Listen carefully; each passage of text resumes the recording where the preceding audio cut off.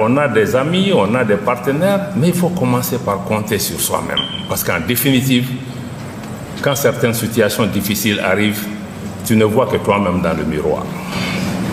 Donc pour que les autres puissent venir t'aider, il faut que le premier pas là soit fait par soi-même. C'est ça l'AES, en se disant que le Mali, le Burkina, le Niger peuvent travailler ensemble, peuvent trouver des solutions. Pourtant, tout le monde s'est levé partout, sur les télévisions internationales, vous avez entendu partout, 3 pays pauvres qui se mettent ensemble, pays enclavés, tous les négatifs ont été mis en avant. Mais c'est là, le problème de confiance en soi devient important, parce que quand tu commences à écouter ceci, tu ne vas pas bouger. Or, nous savons que ne serait-ce que sur le plan de la sécurité, le peu de moyens que le Mali a, le peu de moyens que le Burkina a, le peu de moyens que le Niger a, mais en les mettant ensemble, on voit le résultat sur le terrain. Parce que le problème n'est pas une question de moyens, le problème c'est une question d'approche. Nous avons décidé que s'il y a une menace au Burkina, c'est une menace pour le Mali, c'est une menace pour le Niger. Ça déjà c'est une force. Donc il ne faut pas que les gens nous amènent à penser ceci. Donc pour nous, c'est de dire qu'on n'attend plus que l'aide vienne d'X, Y, mais l'aide viendra peut-être de Ouagadougou, de Niamey, de Dori, de Bobo Dioulasso. Donc ça déjà, je pense que c'est un changement de mentalité. Et nous voyons que si le Mali a un hélicoptère, le Burkina a un hélicoptère, le Niger a, si on met ensemble, on a déjà 3 hélicoptères. Donc je pense que la mutualisation de nos efforts, et surtout ce qui est important, c'est la sincérité dans les relations. Donc je pense que ça, c'est vraiment un changement de paradigme, parce que chaque fois que nos pays ont eu des problèmes, moi, on voit ici en Afrique, je vais venir aussi pour en parler dans les conclusions, chaque fois qu'il y a des problèmes, on attend l'aide de l'extérieur. Or, une aide n'est jamais dénuée d'arrière-pensée. Quelle que soit la justesse ou les bonnes foi de ces acteurs. Donc, je pense que l'AES est une dynamique importante par rapport à cela, parce que nous avons dit que ce n'est pas de l'arrogance de dire qu'on a besoin de personnes aussi. Ce n'est pas le cas. On a besoin d'autres, mais ce besoin-là doit se situer par rapport à ce que nous faisons. Aujourd'hui, dans le cadre de l'AES, nous avons aussi le courage de dire non, parce que ce n'est pas parce que quelqu'un paye un chèque qu'on va le suivre. Si ton chèque ne va pas dans la direction que nos pays ont définie, si ton appui ne vient pas aider nos armées dans le cadre de la vision stratégique que nous avons définie pour nos armées, mais nous avons le courage de dire non, merci. Y compris dans la région, pour des États autour de nous, qui veulent nous dicter des choses d'une certaine façon, on doit pouvoir dire non. Donc, je voulais vous dire que je ne veux pas parler du Sahel aussi de façon générale, je voudrais vous amener aussi à l'AES pour que vous compreniez pour nous les changements au Sahel, c'est un peu aussi tout ce que nous sommes en train de faire dans le cadre de l'AES. Un, pour la sécurité, travailler ensemble, mutualiser nos efforts, parce que l'armée est d'abord bâtie sur la confiance. Je ne veux pas permettre à ton armée de faire 1 mètre sur mon territoire si je n'ai pas confiance en soi. Et aujourd'hui, nos armées travaillent à un niveau d'intégration que vous ne pouvez pas soupçonner. 2, aujourd'hui, notre action diplomatique, elle est harmonisée. Elle est partagée, on n'est pas d'accord sur tout, mais on se met ensemble pour pouvoir travailler ensemble et parler d'une seule voix. Et le 3e, c'est l'aspect développement économique.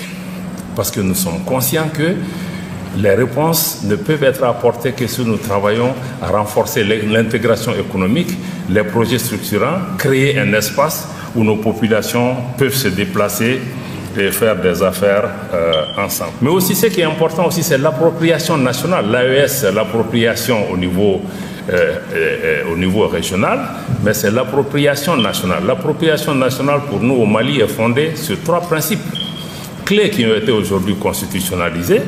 Le respect de la souveraineté de nos pays, le respect aussi des choix souverains du peuple et la prise en compte de ses intérêts. Et comme je l'ai indiqué, pour des pays comme le Mali, nous n'avons pas mis en avant ces principes juste de façon théorique, parce que ces principes ont une conséquence. Que notre gouvernement, notre chef d'État, notre pays, nous avons décidé d'assumer. Si vous voyez les problèmes, les crises que nous avons, ou les tensions avec les uns et les autres, c'est chaque fois qu'il y a eu déviation par rapport à un de ces principes où nous devrions nous assumer et où nous nous sommes assumés, parce que s'assumer aussi a des conséquences. Beaucoup de formes de conséquences. Donc chacune de ces lignes Si j'ai le temps, je peux venir, mais je crois que c'est ça. Parce que si on parle même de souveraineté, les gens pensent oui, mais pourquoi on est encore en train de parler de souveraineté? Parce qu'il y a beaucoup qui ont nié notre faculté, notre capacité à pouvoir décider pour nous-mêmes. Donc mettre les principes en avant, c'est important, mais dans le cadre de l'appropriation, il faut que nos pays, nos États, nos populations puissent aussi dire non si nous estimons que ce que vous voulez faire avec nous ne va pas dans le sens que nous souhaitons, parce qu'une amitié aussi, c'est beaucoup la sincérité aussi par rapport à cela. Donc, la mise en œuvre donc, de ces différentes stratégies, y compris l'appropriation et la définition de nos priorités, m'amène au 4e point de mon intervention, qui est la reconfiguration de la coopération internationale. Cette reconfiguration commence, comme je l'ai indiqué, sur la base de nos 3 principes que nous avons mis en avant. Jusque-là, naturellement, la coopération internationale ou la coopération avec les pays du Sahel ou la coopération avec le Mali a été basée sur ce qu'on appelle l'aide au développement, que je voudrais mettre entre guillemets parce que je n'aime pas tellement répéter ce thème, parce que si je veux le développer aussi, on va se rendre compte qu'il y a beaucoup de choses dedans. Est-ce que c'est une aide vraiment? Est-ce que cette aide conduit au développement? Est-ce que c'est le développement l'objectif de cette aide? Donc il y a toutes ces questions que je voudrais que vous puissiez nous aider à pouvoir répondre également.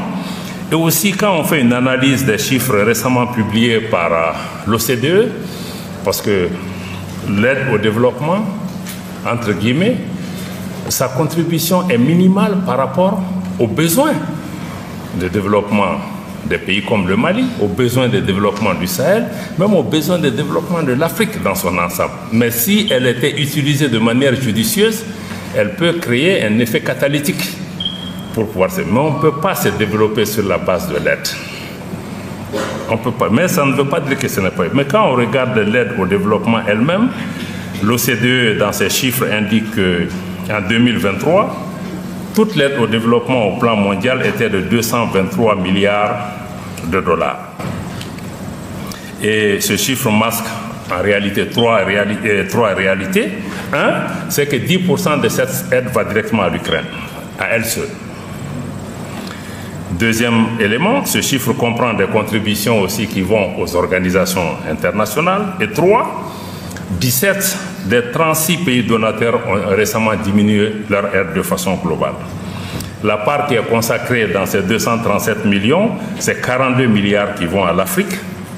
Et dans ces 42 milliards, c'est 36 milliards qui vont directement à l'Afrique subsaharienne. Et tous ces montants sont inférieurs à nos besoins de développement et aux besoins de financement de nos économies. Ça veut dire qu'en plus de ce qu'on appelle l'aide au développement, il faut parler aussi d'investissement, de financement, y compris l'investissement direct étranger. Mais aussi ce qu'il faut intégrer aussi, c'est la mobilisation des ressources internes dont nos États ne parlent pas. Parce qu'aujourd'hui, si on prend que le cas du Mali, plus récemment, avec les changements qu'il y a eu au niveau du code minier, on s'est rendu compte qu'il est possible de générer beaucoup de ressources internes. Si un pays comme le Mali aujourd'hui contrôle l'ensemble de son territoire national avec des postes douaniers un peu partout, un contrôle effectif, on peut générer aussi beaucoup de ressources pour nos pays. Si nous utilisions la digitalisation aujourd'hui, il est possible de pouvoir générer beaucoup plus de ressources pour nos pays, parce que aussi, dans cette coopération internationale, il faut penser aussi que la richesse peut souvent se trouver chez nous. Peut-être qu'on n'a pas allé chercher là où ça se trouve. Donc, il faut pouvoir mettre l'aide au développement, les investissements publics et privés internationaux, et aussi ajouter à cela la mobilisation de ressources internes. Donc, il faut aussi que les pays comme le Mali, et notamment dans les pays de l'AES, que nous nous organisons à nous sortir progressivement de cette logique d'assistance perpétuelle. Parce que l'aide telle qu'elle est conçue, il n'y a pas de porte de sortie. 60 ans on fait ça, bon, ça a pu aider à boucher les trous ici et là, mais globalement, on n'a pas avancé. Donc ça veut dire qu'on est dans une logique de dépendance, parce que si on regarde même sur le plan de l'armée, tous les appuis dont nous avons bénéficié pour l'armée au niveau du Mali, c'était des appuis qui créent la dépendance, qui ne nous ont jamais mis dans une position de pouvoir créer les capacités d'assumer notre défense. Vous prenez dans le cadre du développement, c'est la même chose. Souvent, on est sous perfusion. Mais tu ne vas pas guérir. Donc, il faut qu'on sorte un peu de cette logique de cela. Et aussi, il faut le reconnaître. Beaucoup d'aide au développement, aujourd'hui, il est donné avec beaucoup de condescendance. Il faut qu'on sorte de ce schéma pour entrer dans des schémas de partenariat gagnant-gagnant. C'est ce que je disais au début. Celui qui vient aider souvent a même plus besoin de cette aide que nous, dans la façon dont cette aide est dépensée. Or, ce dont on a besoin, c'est de partenariat, parce que c'est lui qui vient aider. Mais dans certains cas, cette aide-là crée plus d'emplois chez eux que chez nous. Donc, il faut qu'on s'asseye, qu'on regarde. Est-ce qu'on peut travailler dans la sincérité? Qu'est-ce que vous voulez? Qu'est-ce que nous avons? Comment on peut travailler ensemble pour que toi qui viens, tu gagnes et je gagne? Parce que même dans l'aide, tout le monde gagne. Ce n'est pas dire qu'il y a un récipiendaire au bout. Donc, ce n'est pas une aide qui est donnée juste par altruisme. Ne pensez pas que des contribuables d'autres pays étrangers sont juste des philanthropes qui viennent vous aider. Il y a certainement la philanthropie de là. Mais aussi, cette aide est souvent vient avec une contrepartie souvent politique. Je pense que la Suède qui nous a quittés récemment est un des exemples vivants d'un pays qui dit que moi j'arrête votre aide parce que vous avez coupé vos relations avec l'Ukraine. Mais l'Ukraine n'a jamais été partie de notre engagement avec la Suède. Et même la façon de le faire. Je pense que quel que soit le montant du chèque, il faut d'abord respecter la dignité des gens. Il ne faut pas penser que parce qu'on donne un chèque, qu'on peut vraiment dicter ce qu'on veut. Donc il y a toujours une contrepartie. L'autre contrepartie, c'est même nos votes aux Nations Unies. On vous donne pas parce que tu as voté à gauche, tu as voté à droite. Ce n'est pas gratuit. Le Fonds monétaire international, la Banque mondiale sont instrumentalisés quand vous ne faites pas ce que les autres veulent. Donc je pense que cette aide-là, elle n'est pas neutre, elle n'est pas gratuite. Mais si elle est faite sur nos termes, sur la base de nos priorités, ça peut contribuer. Donc ne pensez pas que je suis en train de dire que c'est inutile, mais il faut que nous-mêmes, on soit réalistes par rapport à ces questions. Qu'on regarde que ceux qui viennent, ce sont des partenaires. Et qu'on regarde un partenariat, c'est un ensemble. Voilà, ce n'est pas juste la partie aide qui est importante, sinon qu'il y a la contrepartie. Donc pour toutes ces raisons, je pense qu'il faut un partenariat clair, il faut des intérêts mutuels, il faut une définition de ces intérêts mutuels et que ces intérêts mutuels soient acceptés de part et d'autre. Donc, mais avec ces positions, souvent certains pensent qu'on a des positions radicales, etc., qu'on veut s'isoler. Ce n'est pas ça, c'est une question d'objectif. Parce que quand on a un objectif, on s'y tient, on paye le prix qu'il faut pour pouvoir y arriver, mais je pense qu'il faut que nos partenaires aussi puissent changer pour qu'on puisse cheminer ensemble. J'ai indiqué également qu'il était important que ces mentalités changent également, parce que quand on regarde, beaucoup de nos anciens partenaires traditionnels qui travaillent avec nous considéraient nos pays aussi, le Sahel ou d'autres pays, comme leur précaré. J'allais même dire que certains pensent qu'on est leur propriété, ou qu'on est un tapis sur lequel on peut s'essuyer les pieds. Non. Moi, je crois qu'aujourd'hui, on a une nouvelle génération. Il va falloir qu'on se regarde, qu'on s'engage dans des partenariats d'égal à égal pour pouvoir se parler et définir ensemble un intérêt mutuel et aller vers une relation équilibrée. Parce que ça aussi, vous qui êtes dans la réflexion, vous devez pouvoir nous aider ces partenaires à comprendre que les choses ont changé. Les gouvernants ont changé. Les gouvernements ont changé. Les populations africaines ont changé. Donc s'ils veulent travailler aujourd'hui avec ces populations, il faut qu'ils comprennent qu'il faut faire les choses différemment. Donc autrefois, venir, prendre, piller, partir n'est plus une option viable pour eux. Mais aussi, un des points que nous devons intégrer, c'est que cette coopération internationale ou ce partenariat gagnant-gagnant doit s'inscrire dans une approche de transformation structurelle de nos économies. Parce que depuis la colonisation, tout ce qu'on a fait, c'est d'exporter nos matières premières et d'importer des produits industriels. Et pour que nous puissions créer la valeur ajoutée, créer de l'emploi pour nos jeunes, développer nos économies, les transformer, mais il faut que dans tous les secteurs, y compris le secteur minier et agricole, qu'on puisse transformer.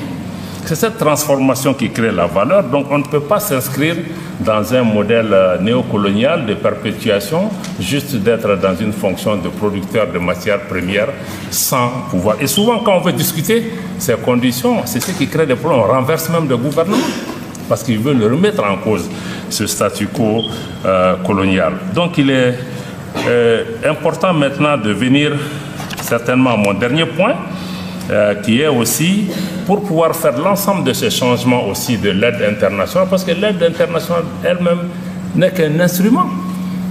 Il faut maintenant aller au 5e point de ma présentation, qui est la réforme de la gouvernance mondiale. Parce que cette aide, elle est donnée dans le cadre d'une gouvernance politique, économique et commerciale mondiale qui définit les objectifs et les règles du jeu. Or, aujourd'hui, nous sommes dans ce qu'on appelle la crise des différents mécanismes de la gouvernance mondiale. J'allais même dire une crise de la gouvernance mondiale. Ça veut dire que les institutions, les structures que nous avons ne sont pas souvent représentatifs, ou ne disposent pas d'un leadership capable de dessiner des solutions, ou ne disposent pas aussi, ou ne font pas la place, parce que nous sommes dans un monde encore post-1945, Seconde Guerre mondiale. Et de 1945 à aujourd'hui, le monde a fondamentalement changé parce qu'il y a de nouvelles forces qui sont apparues. Il y a de nouveaux pays, il y a des puissances économiques qui sont apparues sur la scène internationale, des puissances démographiques qui ne sont pas intégrées dans cette gouvernance. Si vous prenez ne serait-ce qu'aux Nations Unies, le Conseil de sécurité aujourd'hui ne reflète pas cette réalité. Et les Nations Unies, dans la plupart des cas, sont incapables d'apporter des solutions, y compris ici au Mali, à cause des déficits de gouvernance au niveau mondial. Donc il faut pouvoir revoir ces institutions. Donc le fonctionnement aujourd'hui, la politisation et l'instrumentalisation de ces institutions internationales sont des causes de manque d'efficacité et même de pertinence de leur intervention au niveau du Sahel. Je prends en particulier le cas aujourd'hui de la Banque mondiale, du FMI, qui ont été créés pour des objectifs simples, mais qui ne sont pas des objectifs qui vont dans le sens des intérêts, des aspirations de nos populations, mais qui visent plutôt à imposer et à perpétuer une domination de certaines puissances économiques et commerciales mondiales, et qui, en définitive, aujourd'hui deviennent même des entraves ou même des obstacles à notre aspiration au développement. Donc il est plus que urgent, de notre point de vue, de procéder, au-delà des discours, à une refonte complète de ce système de gouvernance mondiale pour que nous puissions regarder de quoi le monde a besoin pour avancer. Parce que ce qui est là aujourd'hui fait l'affaire d'une minorité, mais ne fait pas l'affaire de la grande majorité qui existe dans le monde. Donc il faut revoir ces différents mécanismes. Il faut que ces mécanismes répondent aussi aux aspirations, par exemple, de l'AES. Aujourd'hui, le cadre que nous avons créé mais n'est pas toujours bien perçu par ces différents mécanismes, parce que ces mécanismes souvent ne sont pas là pour aider, parce qu'ils pensent que, bon, et ils connaissent nos priorités à notre place. Donc c'est pourquoi aujourd'hui, un des éléments de la gouvernance mondiale, vous avez suivi qu'en Russie se tient le sommet des BRICS, les BRICS qui constituent aussi une alternative, il faut l'avouer, une alternative face à la défaillance de cette gouvernance mondiale, où, à défaut de pouvoir prendre en compte ces nouvelles réalités, des gens se mettent ensemble pour pouvoir travailler, pour pouvoir créer une dynamique politique multilatérale, pour pouvoir créer aussi un cadre économique multilatéral, pour travailler même, faire des échanges souvent dans nos monnaies locales. Parce que certaines puissances utilisent leur monnaie comme une arme. Et qu'en définitive, nos pays vont se demander est-ce qu'il ne faut pas chercher de solutions. Donc il y a les BRICS, il y aura aussi d'autres changements. Et à côté des BRICS, je pense que des structures comme l'AES aussi, dans notre espace, sont aussi une réponse peut-être à la défaillance du régionalisme que nous avons connu dans notre région, où nous ne sommes plus assis à contempler, à regarder les réalités, mais nous nous sommes mis ensemble pour pouvoir répondre à cela. En résumé, le Sahel est une région stratégique, géopolitiquement parlant, mais aussi c'est une région qui est pleine d'opportunités et que ces opportunités doivent être exploitées pour répondre à nos défis. Et reconnaître que le Sahel, rien ne pourra se faire en Afrique sans le Sahel. Je vous l'ai indiqué, 4 des 5 régions africaines sont dans cet espace. En plus, le Sahel, en tout cas nous au niveau de l'AES, nous n'entendons plus subir. Nous voulons être des acteurs dans la définition du destin de nos populations et de nous-mêmes, et le Sahel doit être aussi un des pionniers par rapport à l'émancipation du continent et le panafricanisme. Donc il y a beaucoup de bouleversements aujourd'hui qui sont intervenus dans notre région, et des bouleversements souvent induits par des populations dans l'espace du Sahel, mais aussi en Afrique de façon générale. Il faut pouvoir les intégrer dans votre analyse. Je pense que ce n'est pas seulement une création des médias, mais c'est une réalité, et ces populations aspirent aussi à un changement de paradigme. Je pense que nous devons pouvoir les intégrer. C'est vrai que nous sommes tous venus aussi à ce séminaire avec certainement nos certitudes, avec nos convictions qui sont souvent ancrées sur la base de recherches académiques, ou souvent aussi de réalités de terrain, comme certains de nous qui sommes des décideurs. Mais j'aimerais pouvoir vous laisser avec quelques interrogations, vous qui êtes des chercheurs, des opérationnels, des stratèges militaires. Je voudrais vous laisser avec 10 questions à répondre. J'espère que ce n'est pas plus que les TDR de votre conférence. La première, c'est que dans un contexte de guerre informationnelle aujourd'hui, quel degré de confiance devrions-nous ou pourrions-nous avoir désormais dans les organes de presse, dans nos gouvernements, dans toute entité qui prend une décision ou qui produit une information? Je pense que ça, c'est une dimension que je voudrais que vous creusiez un peu. Deuxième question, comment comprendre la difficulté que les pays du Sahel ont pour d'abord se faire entendre, se faire comprendre, faire en sorte que leurs aspirations, comprendre que leurs aspirations ne sont dirigées contre personne, mais c'est plutôt pour la recherche du bien-être de nos populations, pour la recherche de notre dignité. Quelle peut être votre contribution à cet égard? Troisième élément. La patience, dit-on, est comme le fer. Elle résiste longtemps à la chaleur, à la pression, mais à une température, elle fond. Quelle température faudra-t-il atteindre pour que la résilience des populations fonde et que les agressions extérieures ne deviennent radicalement intolérables? Quatrième interrogation. Le cours de l'histoire est en marche et les évolutions sont inéluctables. Nous avons des responsabilités collectives, mais aussi partagées. Pour notre part, en qualité de gouvernants, il nous revient de mettre les intérêts de notre pays et de nos pays et les besoins de nos populations au centre de notre action. Dans ce contexte, quel rôle les intellectuels jouent-ils ou joueront-ils dans ce réaménagement des équilibres géopolitiques? 5. La neutralité est-elle encore possible? Est-elle pertinente? Être neutre, n'est-ce pas déjà prendre position? Sixième interrogation. Quel rôle les think tanks, les structures d'influence, comme l'école de maintien de la paix, comptent-ils prendre pour la remise en cause des doubles standards, j'allais même dire d'une certaine hypocrisie internationale? Vérité en deçà des Pyrénées, erreur au-delà, comme le disait le penseur Blaise Pascal. Pour le paraphraser dans notre espace, je dirais légitimité en dehors de l'AES, jointe au-dedans. Point d'interrogation. 7. L'appel pressant des populations du Sahel pour les relations fondées sur le respect mutuel, sur leur dignité, leurs différences, est-il correctement et suffisamment relayé? Avons-nous manqué collectivement à notre devoir de relayer de manière intelligente une aspiration pressante? 8. Face aux exigences de la jeunesse décomplexée, pouvons-nous continuer à garder la tête dans le sable, comme les anglophones le disaient, à faire business as usual, ou faut-il se réinventer? 9. Des partenaires objectifs ont compris la nécessité de passer d'une coopération dite assistance, entre guillemets, à un partenariat gagnant-gagnant où les intérêts mutuels sont définis. Les partenaires traditionnels du Sahel seront-ils au rendez-vous du renouveau de cette coopération avantageuse fondée sur le respect et les avantages mutuels? 10e interrogation que je voudrais vous laisser.